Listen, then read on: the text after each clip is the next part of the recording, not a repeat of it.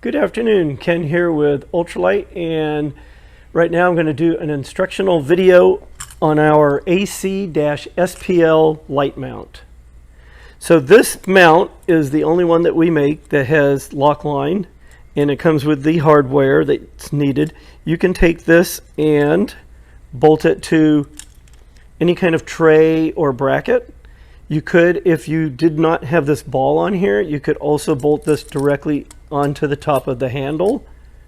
And then once you have that mounted, you would take the strap apart. All of them come with the little rubber rings here.